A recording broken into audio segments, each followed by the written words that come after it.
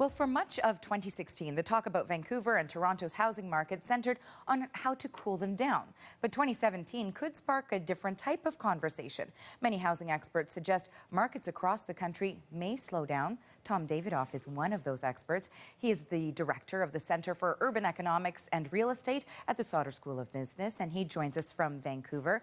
Thank you, Tom, for being with us here today. And let's start with the West Coast. What is the housing outlook for 2017? Well, I believe it's highly uncertain here in British Columbia, particularly Vancouver. We saw these astronomical price increases. Of course, home prices were expensive in 2015, but in some neighborhoods, prices rose by as much as 40%. Prices have ticked back down, especially at the high end. You know, the British Columbia province put in a 15% tax on foreign buyers, and that's cooled Vancouver and probably led a little bit of that foreign demand to some of the other markets around here, notably Victoria, Kelowna, and probably even over to Toronto. So we've seen transaction volumes slow since then. The federal government has cooled off the lower end of the market with their mortgage qualification rules. So particularly in BC, it's first-time buyers who have a harder time getting finance. And that can really lead to downward pressure at the lower end of the market. So with those two, plus the city of Vancouver imposing a new vacancy tax, I think a lot of forecasters are estimating negative price growth for the year here. And you know, Tom, you did sort of touch on it there as well. But, you know, it might be a little bit early to tell. How might the BC government's, as you say, the new interest-free loan program for first-time home buyers impact that Vancouver market? Yeah, that was a funny choice by the provincial government to sort of swim against the tide, especially of Ottawa. Ottawa's worried that first-time buyers are taking on too much debt, and that debt is both putting buyers and taxpayers at risk of default should prices fall or interest rates rise, but is also pushing home prices to unsustainable levels.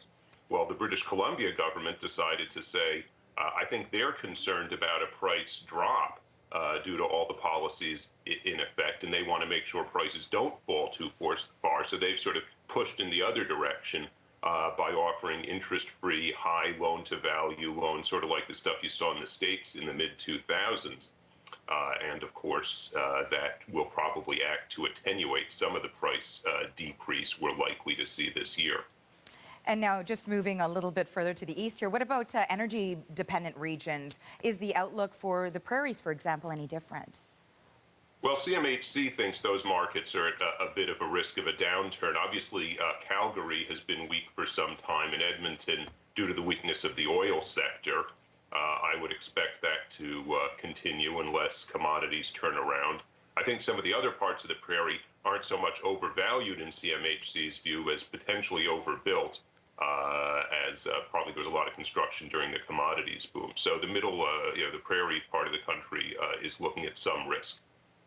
And, you know, for years, many experts said Toronto was in a housing bubble, for example. Is that bubble still going to, and will it ever burst? Well, you know, especially in a place like Vancouver, and to a lesser extent Toronto, where it's challenging to get stuff built. Of course, Toronto has the condos going up, but it's challenging to add single family. And in a market where it's hard to add supply, I'm reluctant to label things bubble. We talk about it in Vancouver, Toronto, risk of a price drop. It's certainly there. But I think saying that the fundamentals don't support prices in Toronto, I'm not convinced of that. We've got very low interest rates and healthy income growth. So I don't think it's a certainty the market will turn down. But I think you do have a lot of supply coming on. You have the risk of interest rates continuing to rise, and you have federal policy trying to push down leverage. And I think all of that does put Toronto at risk of a correction for 2017. And now to round out sort of this look across the country, too, what about the East Coast? What are the challenges in that part of the country when we're talking about real estate? Maybe a bit of overvaluation. I think the issue when you go further east isn't so much that home prices are high, so much as a lot of the local economies aren't very strong. And when you have a weak economy, particularly unemployment, if that starts to tick up again, you get at risk of people not being able to make payments on homes. That doesn't support a high price level. And if things get bad enough, you can start to see some defaults or foreclosures. Well, thank you again for joining us today, Tom, and Happy New Year. Tom Davidoff is the director of the Center for Urban Economics and Real Estate at the Sauder School of Business. He spoke to us from Vancouver.